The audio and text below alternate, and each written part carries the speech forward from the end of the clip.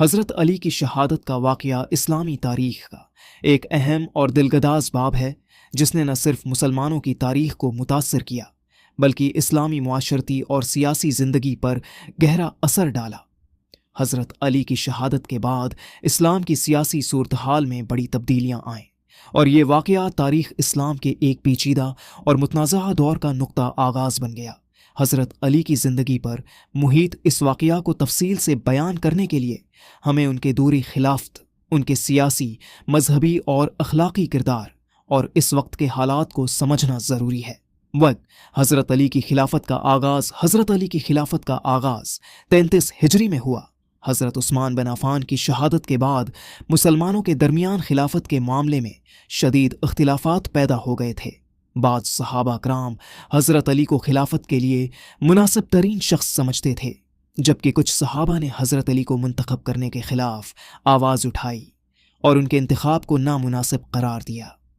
اس سیاسی خلفشار کے نتیجے میں مختلف گروہ ایک دوسرے کے خلاف صف آرا ہوئے۔ حضرت علی کی خلافت کے دوران میں نہ صرف مسلمانوں کے داخلی مسائل بڑھ گئے بلکہ خلافت کے سلسلے میں مختلف جنگیں بھی ہوئیں، جن میں جنگ جمل، جنگ صفین اور جنگ نہروان شامل تھیں۔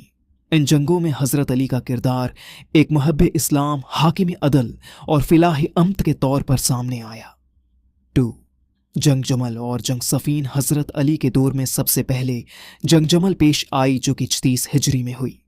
جنگ جمل حضرت علی اور حضرت طلحہ، حضرت زبیر اور ام المومنین حضرت عائشہ کے درمیان ہوئی تھی۔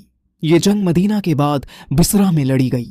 اس جنگ کا مقصد اصل میں خلافت کے معاملے میں پیدا ہونے والی سیاسی مشکلات کو حل کرنا تھا، مگر اس جنگ میں دونوں طرف کے مسلمانوں کی بڑی تعداد میں جانیں گئیں۔ جنگ صفین 37 ہجری میں ہوئی تھی اور یہ جنگ حضرت علی اور معاویہ بن ابی سفیان کے درمیان تھی۔ اس جنگ میں بھی بڑے پیمانے پر خون ریزی ہوئی، لیکن ایک خاص مقام پر جنگ رک گئی اور دونوں طرف کے لوگوں نے صلح کی کوشش کی۔ اس موقع پر حضرت علی نے صلح کی بات کی، مگر بعض لوگوں نے ان کے فیصلے کو قبول نہیں کیا۔ جنگ نہروان اور خوارج کا ظہور۔ جنگ نہروان 33 ہجری میں ہوئی اور اس میں خوارج نے حضرت علی کے خلاف بغاوت کی تھی۔ خوارج ایک ایسا گروہ تھا جو حضرت علی کی خلافت اور ان کے فیصلوں سے نارض تھا، اور ان کا خیال تھا کہ حضرت علی نے بعض معاملات میں دین سے انحراف کیا ہے۔ جنگ نہروان میں حضرت علی نے خوارج کے خلاف جنگ کی اور ان کی قوت کو کچل دیا، لیکن اس کے بعد بھی ان کا اثر و رسوخ باقی رہا۔ حضرت علی کی شہادت کا واقعہ۔ حضرت علی کی شہادت کا واقعہ 40 ہجری 60 عیسوی میں پیش آیا۔ اس وقت حضرت علی کا دارالحکومت کوفہ تھا اور وہ اپنی حکومت کو مستحکم کرنے کے لیے مسلسل محنت کر رہے تھے۔ اسی دوران ایک خارجی عبد الرحمن بن ملجم، جو حضرت علی کے قتل کی منصوبہ بندی کر رہا تھا، نے اپنی سازش کو عملی شکل دینے کا وقت منتخب کیا۔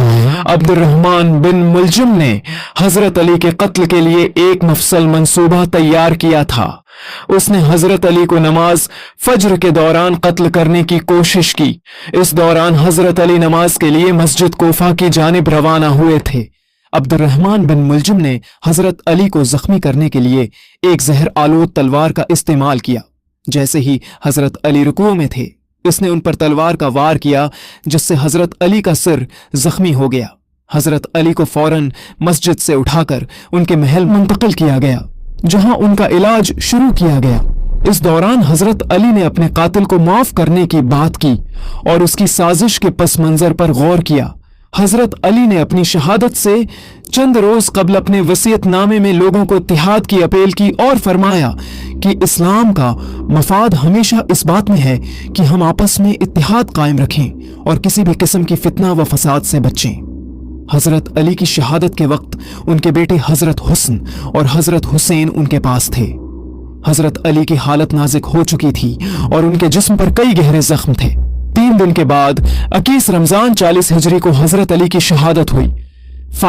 حضرت علی کی شہادت کا اثر۔ حضرت علی کی شہادت نے مسلمانوں کے اندر گہرے اثرات مرتب کیے۔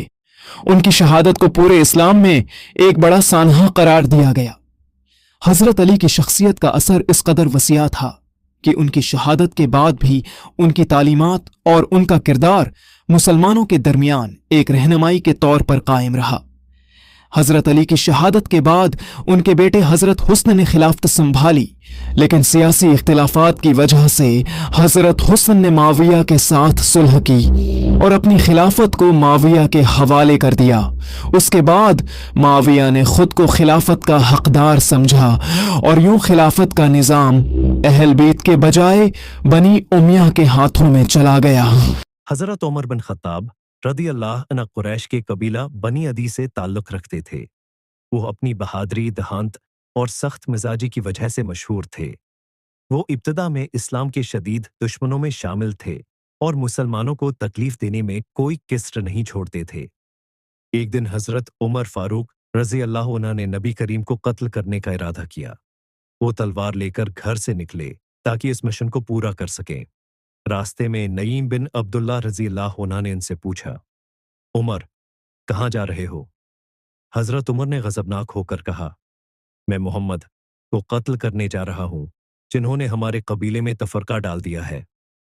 ये सुनकर नईम बिन अब्दुल्ला रजी अल्लाह अन्हु ने एक हिकमत भरी चाल चली और कहा, पहले अपने घर की खबर लो। तुम्हारी बहन फातिमा और बहनोई साद बिन जैद, जो अशरा मुबशरा में शामिल हैं, पहले ही इस्लाम कबूल कर चुके हैं। ये सुनते ही हजरत उमर रजी अल्लाह इन्हा गुस्से में अपनी बहन फातिमा बंत खिताब रजी अल्लाह इन्हा के घर पहुंचे। जब हजरत उमर रजी अल्लाह इन्हा घर पहुंचे तो हजरत खबाब बन अर्त रजी अल्लाह इन्हा उनको कुरान की तालीम दे रहे थे। हजरत उमर के दरवाजा खटखटाने पर खबाब रजी अल्लाह इन्हा छप गए और हजरत फातिमा और उनके शोहर ने कुरान के औराक एक तरफ रख दिए।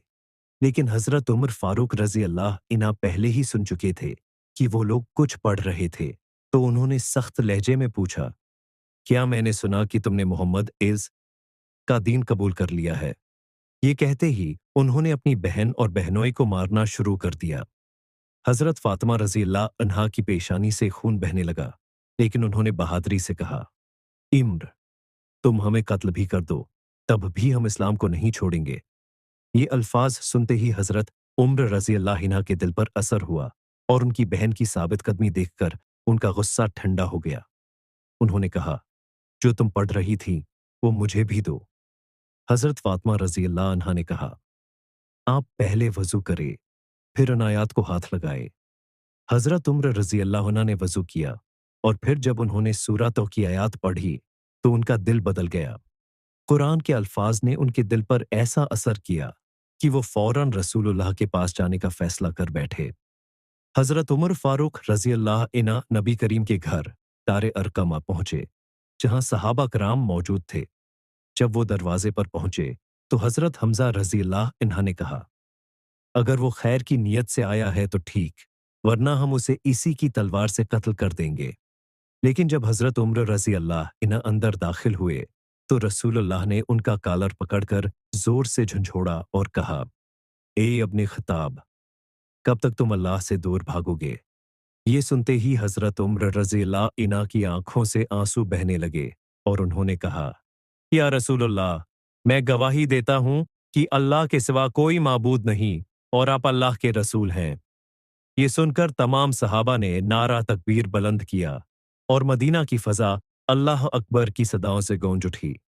हजरत उमर फारूक रजी अल्लाह अन्हा ने फौरन पूछा, या रसूलुल्लाह, क्या हम हक पर नहीं? नबी करीम ने फरमाया, हाँ, यकीनन। तो हजरत उमर रजी अल्लाह अन्हा ने कहा, फिर हम छिपकर क्यों इबादत करें? उसके बाद हजरत उमर रजी अल्लाह अन्हा दारी अरकम से निकले और खाना काबा में जाकर खुलेआम इस्लाम का ऐलान किया। कुरैश के सरदार हैरान रह गए और उन्होंने हजरत उमर रजी अल्लाह अन्हा को मारने की कोशिश की, लेकिन उन्होंने अकीले कुरैश के कई सरदारों से लड़ाई की और सबको पीछे हटने पर मजबूर कर दिया। ये वाकया हजरत उमर रजी अल्लाह अन्हा की बेपनाह बहादुरी, ईमान की ताकत और इस्लाम के लिए उनकी कुर्बानी को जाहिर करता है। उन्होंने अपने सख्त दुश्मन होने के बावजूद हक को कबूल किया और फिर उसके सबसे बड़े मुहाफिज बन गए। इसीलिए हजरत अब्दुल्ला बिन मसूद रजी अल्लाह अन्हु ने फरमाया, हजरत उम्र के इस्लाम कबूल करने से इस्लाम को ताकत मिली, उनकी हिजरत से इस्लाम को मदद मिली और उनकी खिलाफत से इस्लाम को इज्जत मिली। ये हजरत उमर फारूक रजी अल्लाह अन्हा की वो जरात थी जिसने इस्लाम को खुलेआम फरूक पाने में मदद दी اور مسلمانوں کے حوصلے بلند کیے۔ یہ واقعہ نہ صرف حضرت عمر فاروق رضی اللہ عنہ کی بہادری کا ثبوت ہے، بلکہ اس سے یہ بھی سبق ملتا ہے کہ اگر انسان کے دل میں سچائی کی